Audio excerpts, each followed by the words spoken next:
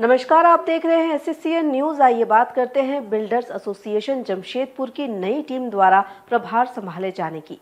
Builders association of India की जमशेदपुर इकाई की नई टीम ने अध्यक्ष प्रभाकर सिंह के नेतृत्व में अपना प्रभार संभाल लिया है।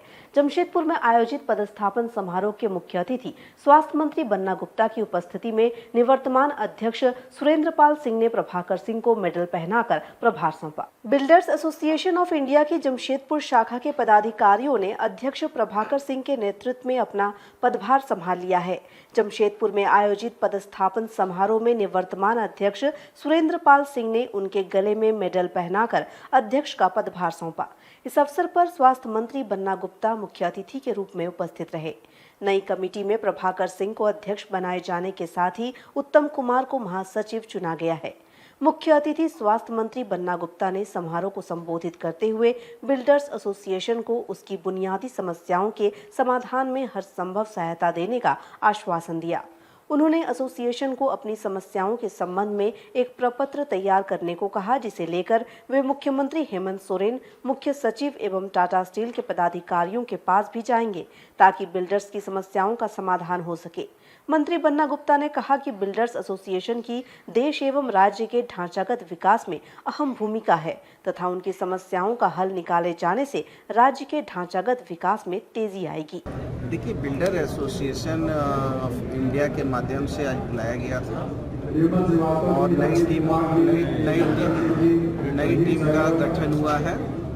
नई टीम को हम बधाई भी दिए हैं और बिल्डर एसोसिएशन से राज्य का, समाज का इंफ्रास्ट्रक्चर वगैरह में काफ़ी बेतहाशा वृद्धि होगी, उन्नति रहेगी। सारी व्यवस्थाएं जो हैं, जब इंफ्रास्ट्रक्चर डेवलप होता है तो गरीब से लेके अमीर सबको काम धंधा मिलता है।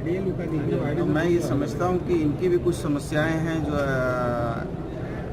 FAR की समस्या है, इनको जो है फायर की समस्या है, इसके बाद जो है इन्वायरमेंट की समस्या है, फिर जो है और भी कई तरह की समस्याएं हैं। तो हमने ये कहा कि माननीय मुख्यमंत्री जी से भी, अर्बन डेवलपमेंट सेक्रेटरी साहब से, और यदि स्थानीय स्तर पर ये चाहते हैं तो चूँकि कुछ टाटा स्टील से भी मामला जुड़ा है तो VPCS और MD टाटा स्टील किन्हीं के साथ भी चाहते हैं कि यदि मेरी मध्यस्थता में बातचीत हो और यहाँ इंफ्रास्ट्रक्चर में बेतहाशा वृद्धि हो तो मैं इसमें सहयोग करूँगा। वहीं बिल्डर्स एसोसिएशन के नव पदस्थापित अध्यक्ष प्रभाकर सिंह ने अपने संबोधन में कहा कि ये कोई नई संस्था नहीं है। विगत 21 वर्षों में झारखंड का जैसा विकास होना चाहिए था वैसा नहीं हुआ है। सरकार की नीतियों एवं सोच में सकारात्मक बदलाव लाई जाए तो जमशेदपुर के विकास में तेजी आ सकती है। उन्होंने जमशेदपुर में अब टाटा लीज एरिया से बाहर विकास का मार्ग तैयार करने की जरूरत बताते हुए कहा कि ऐसा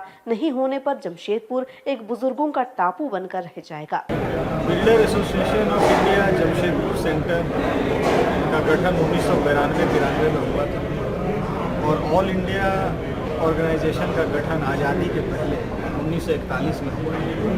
यह कोई नई संस्था नहीं है। Civil engineering, contractors, architects, developers और बिल्डर्स की बहुत ही पुरानी संस्था है और जमशेदपुर सेंटर ने अखिल भारतीय स्तर पर राष्ट्रीय अध्यक्ष, उपाध्यक्ष और ट्रस्टीज को भी देने का काम किया।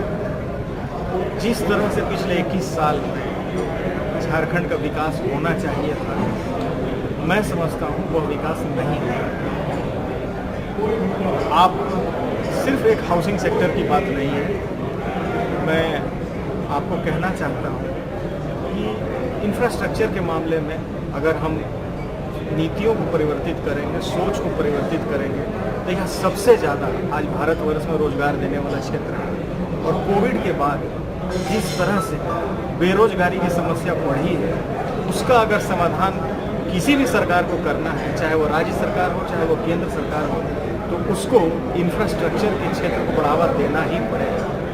और इसका ताज़ा उदाहरण है कि आपने देखा होगा कि जिस तरह से पिछले कुछ महीनों में GST का कलेक्शन स्टील और सीमेंट इंडस्ट्री की वजह से अप्रत्याशित रूप से बढ़ा है, तो मैं समझता हूँ कि बिल्डर एसोसिएशन ऑफ इंडिया इसमें अहम भूमिका निभा सकता है।